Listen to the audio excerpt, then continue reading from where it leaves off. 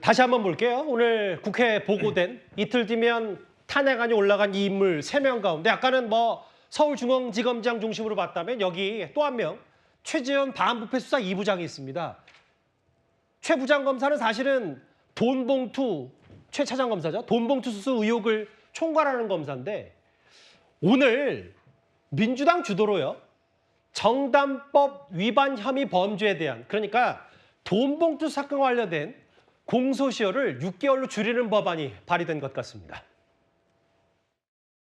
더불어민주당의 돈봉투 사건 기억나십니까? 유죄 판결이 선고되고 있고 실형 판결이 선고되고 있고 더불어민주당의 의원들은 출석을 거부하고 있는 바로 그 사건 말입니다. 공소시효를 6개월로 제한하는 특례를 둬야 된다는 내용의 정당법 개정안을 더불어민주당이 지난 9월 6일 국민들 모르게 발의했습니다. 이 법이 통과되면 어떤 결과가 나오냐면요. 민주당 전당대회 돈봉투 살포 사건 여기에 대해서 그냥 모두 시효 완성으로 면소 판결이 내려지게 됩니다. 뒤늦게 알려진 사실이네요. 이현정 의원님. 네. 이미 석 달 전에 민주당 김교영 의원이 대표 발의한 이 법은 뭐 이른바 정당법 위반죄 시효 6개월 좀 간단히 풀면 돈봉투 사건에 연루됐던 전현직 의원 20명이 소급 적용될 수 있다. 이게 핵심인 것 같아요. 저는 솔직히 그런 생각이 들어요. 차라리 이런 법보다는 그냥 민주당 의원들은 돈 받아도 다 무죄다. 뭐 이런 법을 만들었으면 좋겠습니다. 지금 보면 정말 쪽집게 같이 관련된 법안을 만드는데 특히 이재명 대표 선거법 위반 걸리니까 공직선거법의 허위사실 공표 이거 없애는 법안을 만들었지 않습니까? 또 마찬가지죠. 지금 이 돈봉투 사건은 2021년도 민주당 전당대회 때 벌어진 사건입니다. 민주당 의원들 한 20명이 관련돼 있고 지금 이미 윤관석 의원 등은 구속돼 있고 관련돼서 지금 현재 검찰에 소환을 당한 이 통보를 받은 의원들 한 6명 되는 걸로 알고 있습니다. 예. 여전히 소환에 응하지 않고 있죠. 자, 그러다 보니 원래 공직선거법은 공소시효가 6개월입니다. 근데 이 정당법은 그 6개월이 아니에요. 자, 그러다 보니 2021년도에 만약에 6개월이었으면 이미 공소시효가 끝났겠죠. 자, 근데 그렇지 않다 보니 수사가 계속되고 있는 거 아니겠습니까? 그래서 공직선거법에 말고 이 6개월을 정당법에도 적용해서 그러면 어떻게 되겠습니까? 기소를 안 했기 때문에 예. 기소를 안 했기 때문에 만약 이 법이 개정이 되면 이 사람은 전부 다 면소가 됩니다. 즉 더 이상 처벌할 수 있는 조항이 없어요. 예. 이미 공소시효가 만료가 됐기 때문에. 자, 그러니까 기소가 됐으면 이제 재판이 진행이 되겠지만 구법에 의해서 그런 상황을 만들기 위해서 지난 9월 달에 이제 법안을 냈다는 거 아니겠습니까? 예. 참 이런 걸 보면요. 정말 의원들이 국민을 위한 법 개정에는 아무 관심이 없고 오로지 그냥 그 올려 있는 거 그냥 다 내팽개치고 자신들과 관련된 문제는 어떻게 이렇게 속속들이 쪽집게처럼 법안 개정을 내서 그 개정을 하려고 하는지 정말 유능한 분들이다 이런 생각이 참 듭니다. 물론 뭐 이걸 대표 발의한 김교영 의원은 기존의 재판에 넘겨진 건 적용이 안 된다고 했지만 최근에 뭐 이런 거잖아요. 뭐 하도 많이 나왔던 사자성어 위인설법이라고 해서 사람 보고 법 만드는 거 아니냐. 굳이 뭐 선거법 개정도 마찬가지고 뭔가 민주당이 공교롭게도 굳이 그렇게까지 안 해도 되는 일을 해서 의심을 자초하는 거 아니냐는 정치적 비판, 법적인 거 말고도 이 부분을 강성필 부위원장 어떻게 생각하세요? 근데 이제 일단 한동훈 대표께서는 민주당이 몰래 발의했다고 했잖아요. 예. 근데 거기서부터 지적하고 싶은 게 아니 법안이 발의가 되면 해당 상임위에서 한 번 논의하고 법사위에서 두 번째 논의하고 본회의 가서 3번째 논의하고 또 그 3번의 허들을 통과한다고 하더라도 대통령께서 거부권을 행사하시는데 어떻게 몰래 발의할 수가 있겠습니까? 그래서 그건 좀 옳지 않은 말이고요. 어쨌든 간에 김교영 의원께서 말씀하셨지만 민주당 의원들의 돈봉투 사건 사실 이게 관례적인 면도 있었고 또 억울한 면도 있고 그중에서 처벌받아야 될 분도 분명히 있는 것 같고 하지만 또 처벌받지 않아야 될 분도 분명히 있는 것 같습니다. 근데 이 검찰이 형평성에 맞게 제대로 수사하기를 기대하고 있는데 과연 검찰이 그렇게 하는지는 민주당으로서는 의문입니다. 예. 하지만 그럼에도 불구하고 지금 민주당의 돈봉투와 연루된 의원들이 면소를 받게 되는 그런 일은 없도록 하는 것이 저는 국민들에게 조금 더 민주당이 어필할 수 있는 길이 아닐까 저는 그렇게 생각합니다. 지금 이제 쭉 흐름 민주당의 여러 강경 뭐 여권에서는 폭주라고 표현하고 있습니다만 강경책들이 이재명 대표 위증교사 1심 무죄 이후에 더 탄력을 받은 것 같습니다. 지난 주말 장외 집회 때 이재명 대표의 최측근 중에 한 명인 김민석 최고위원이 이런 발언을 했습니다. 직접 한번 들어보겠습니다. 나 감옥 가나요? 그 쉬운 걸 왜 묻습니까? 김건희 감옥 가지요. 50일 후 트럼프 취임 전에 판을 바꿉시다.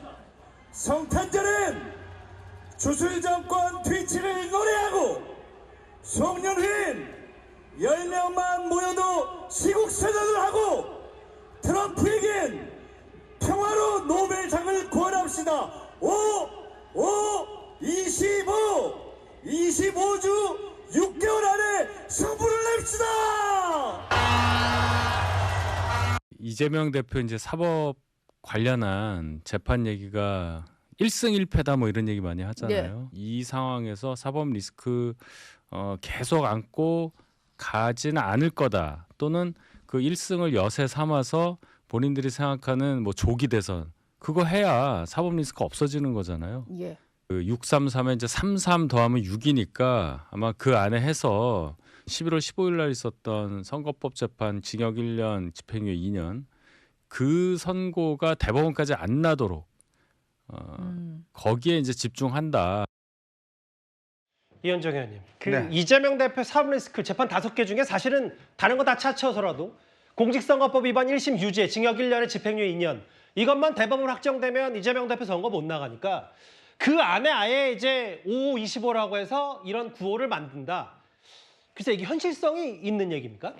글쎄요. 지금 김민석 최고위원이 지금 일단 이 1심은 6개월 안에, 예. 2심, 3심은 3개월, 6개월이지 않습니까? 거기에 딱 맞춰서 6개월 안에 승부를 보자. 즉 법원의 판결을 못 내리도록 한다든지 법원의 판결을 어떤 전에 뭔가 어떤 이 정권을 무너뜨려서 이재명 대표가 살아날 수 있도록 하자. 이런 주의인데 참 기가 막힌 겁니다. 이 사법 시스템을 완전히 이제 무시하게 하고 거리에서 뭐 거의 혁명 비슷하게 하겠다는 거 아니겠습니까? 근데 이재명 대표가 얼마 전에 그런 이야기를 했습니다. 나는 정치 보복하지 않겠습니다라고 이야기를 했어요. 근데 이걸 보면 결국은 본인은 정치 보복하지 않겠다고 이야기했지만 실제 이루어지는 행태를 보면 모두가 다 자신의 사법 어떤 리스크, 이 방탄을 위해서 결국 사법 시스템까지 그리고 지금 모든 법안들, 모든 것들이 다 하나로 직결되는 게 뭐냐면 결국 방탄이거든요. 저는 뭐 이루어지지 않을 걸로 봅니다. 왜? 이렇게 민주당이 매주 집회를 여는데 점점 참여 숫자는 줄어들고 있습니다. 왜 국민들은 동의하지 않을까요? 바로 이 김민석 최고의 저 말 때문입니다. 자, 이 집회가 결국 이재명 대표 방탄 집회요. 본인이 인정하고 있는 거 아니겠습니까? 그러니 일반 시민들이 저기 왜 가겠습니까? 그러니까 그렇기 때문에 점점 숫자는 들고 하지만 결국 아마 저는 대법원에서 결국 그 원칙은 지킬 거로 봅니다.